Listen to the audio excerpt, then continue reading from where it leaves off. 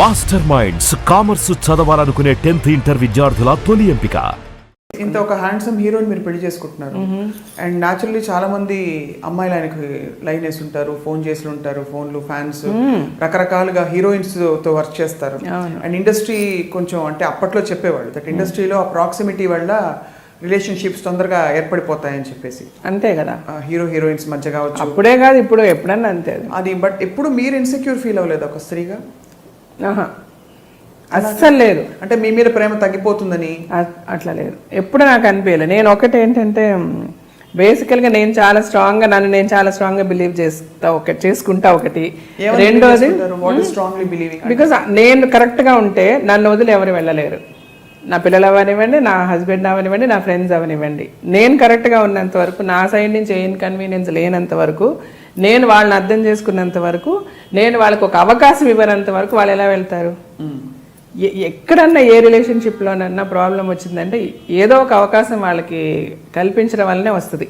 అది wife and husband అవనివ్వండి, పిల్లల మధ్య అవనివ్వండి, ఏమన్నా అవనివ్వండి.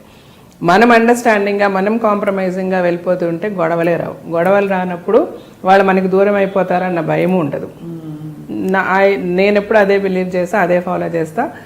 ఇంతవరకు నేను సక్సెస్ఫుల్గానే ఉన్నా. సో నాకు ఎప్పుడు కూడా ఇన్సెక్యూరిటీ అనిపించలేదు. అదే నేను చెప్తున్నా మీకు, రాజశేఖర్ గారి దగ్గర నాకు నచ్చింది అదే. ఆయనకి ఫ్యాన్స్, అమ్మాయిలు, అభిమానులు ఎవరున్నా కూడా నాతో డిస్కస్ చేయకుండా, నాతో చెప్పకుండా ఏ ఇష్యూ ఉండదు.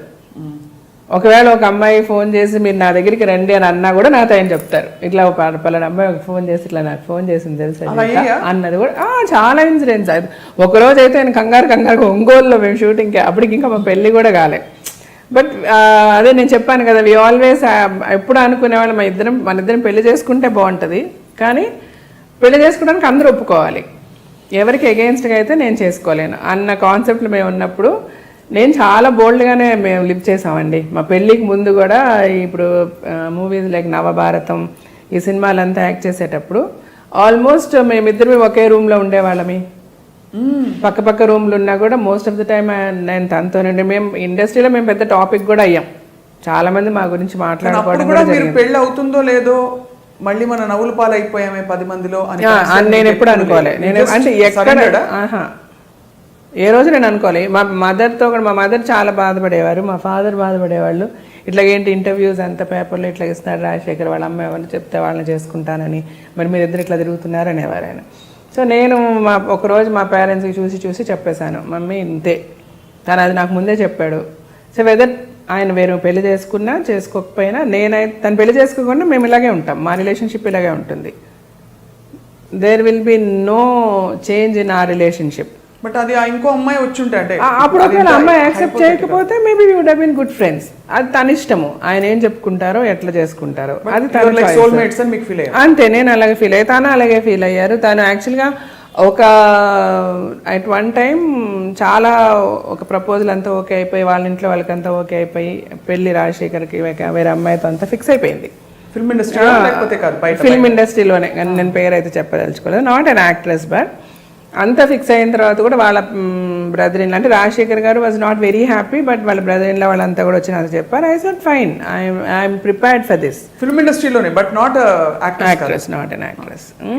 సార్ అయితే నేను మెంటల్గా ఆల్రెడీ ప్రిపేర్డ్గా ఉన్నానండి. Of course it's going to, నాకు చాలా పెయిన్ఫుల్గా ఉంటుంది, బట్ ఈవెన్ దెన్ ఈ పెయిన్ నేను తీసుకోవడానికి రెడీగానే ఉన్నా.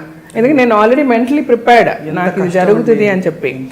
అండ్ నేను చెప్పాను, ఆయన రాజశేఖర్ గారు కూడా, తను కూడా ఒక లెవెల్కి కన్విన్స్ అయ్యి, ఆ పెళ్ళి అనేది ఆల్మోస్ట్ ఇంక పెళ్ళి వాళ్ళు వీళ్ళు మాట్లాడుకోవాలి అన్నీ అయిపోయాయి, 2 ఫ్యామిలీస్ కలవడం చేయడం అంతా. బట్ తర్వాత ఒక 1 డే ఆ అమ్మాయి నన్ను, అంటే తను నాతో చదివింది స్కూల్లో, నాకు 1 year సీనియర్ అమ్మాయి. ఎవరో చెప్పచ్చు కదా? చెప్పలేదు, చెప్పకూడదు, దట్స్ నాట్ నైస్. సో అయితే తను ఒకరోజు రాజశేఖర్ గారు ఫోన్ చేసి తను నేను కలవాలంటుంది. మా సినిమా స్టోరీలా ఉంటుంది మరి యాక్చువల్గా. So early morning 5 o'clock 6 o'clock ఏదో గుడికి వెళ్దాం అనుకున్నా. వాళ్ళిద్దరు వచ్చారు, నేను వెళ్ళాను. మేము గుడికి వెళ్ళాము. ఎప్పుడు లైక్ ఆయనకు ఒక కారు ఉంది, యాంబీ అనమాట, అప్పుడు తను యూజ్ చేసేది. సో తను ఫ్రంట్లో నేనే కూర్చునేదాన్ని ఎప్పుడు నార్మల్గా. ఆ రోజు మటుకు ఆ అమ్మాయి కూర్చుంది, నేను వెనక్కి కూర్చున్నాను. మేము వెళ్ళాము, గుడికి వెళ్ళాము, చూసాము, అన్నీ అయింది.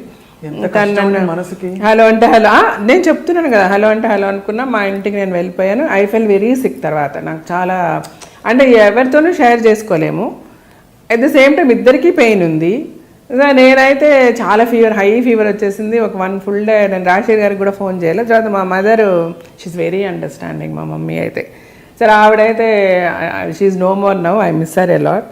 సరే అయితే తను షీ కాల్డ్ హిమ్ అనమాట. ఆయనకి ఫోన్ చేసి ఇట్లా జీవిత ఈజ్ వెరీ సిక్ అని అంటే వెంటనే వచ్చి then is being a doctor medication అది ఇచ్చారు చేసి, then he stayed with me for a while and then he went away. సరే ఇది జరిగింది. తర్వాత మేము ఇద్దరం ఒక సినిమాలో కూడా యాక్ట్ చేసాం. ఇంకా పెళ్ళి మాటలన్నీ జరుగుతున్నాయి. ఆ అమ్మాయికి నాయనకి ఎప్పుడు పెళ్ళి ఏంటి అంతా. ఇంద్రధనుస్ అనే మూవీ చేసామన్నమాట. అందులో చూస్తే నేను చాలా సిక్కుంటా. మీరు if you watch the movie now after this interview will know. అంటే చాలా సన్నగా ఒకలాగా చాలా పేల్గా ఉంటానన్నమాట. I will be very sick in that film.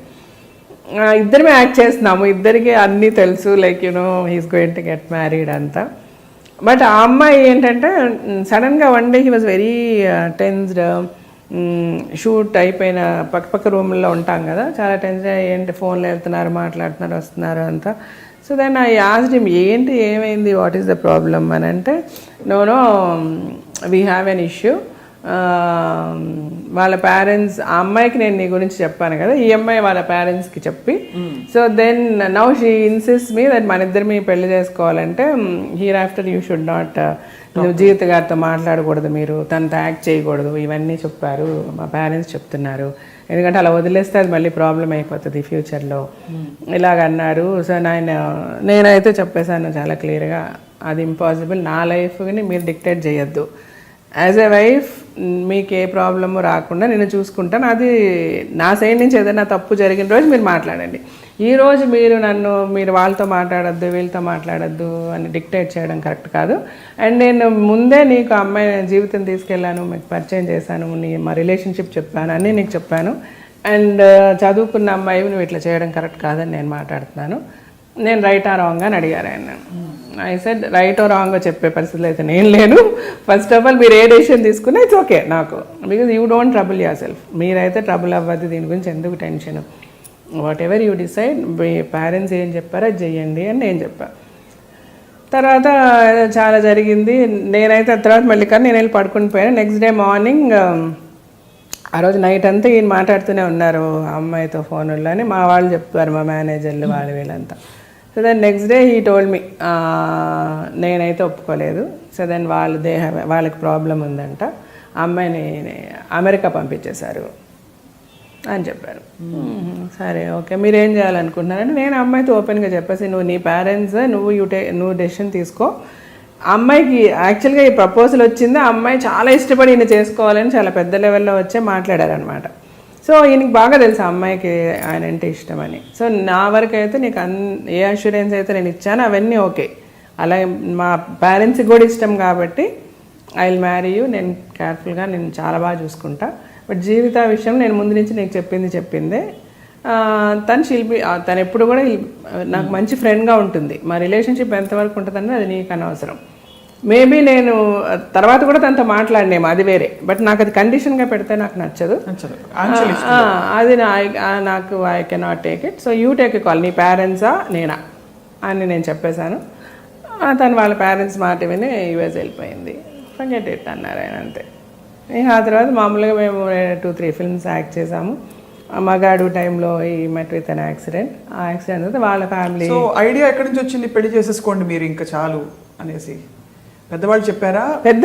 వాళ్ళే చెప్పారు. వాళ్ళే అంటే ఇంకా యాక్సిడెంట్ తర్వాతనే హాస్పిటల్లోనే ఉన్నారు ఆయన. ఆల్మోస్ట్ 1 month 1.5 month హాస్పిటల్లో ఉన్నారు. తనతో నేను హాస్పిటల్లోనే ఉన్నా. ఆ తర్వాత ఇంకా హాస్పిటల్ నుంచి డైరెక్ట్గా వాళ్ళ ఇంటికే తీసుకెళ్ళాను. నేను మా ఇంటికి కూడా పంపేలా. వెంటనే పెళ్ళి అని అనుకున్నారు. బట్ ఆయనకు ఆల్మోస్ట్ 1 year అయింది కోలుకోవడానికి, రాజశేఖర్ గారికి. He was almost on crutches for about 7-8 months crutches మీదే ఉన్నారు తను. అప్పుడంతా నేను వాళ్ళ ఇంట్లోనే ఉన్నా. టోటల్ ఇంకా తను టేక్ కేర్ చేసిందంతా నేనే, నాకే వదిలేశారు మొత్తం. తర్వాత తనకు బాగా అయిన తర్వాత పెళ్ళి అని అనుకున్నాము. ఆ లోపల మా ఫాదర్ చనిపోయారు. ఇంకా మళ్ళీ 1 year ఆగి పెళ్లి చేసుకున్నాం అనమాట.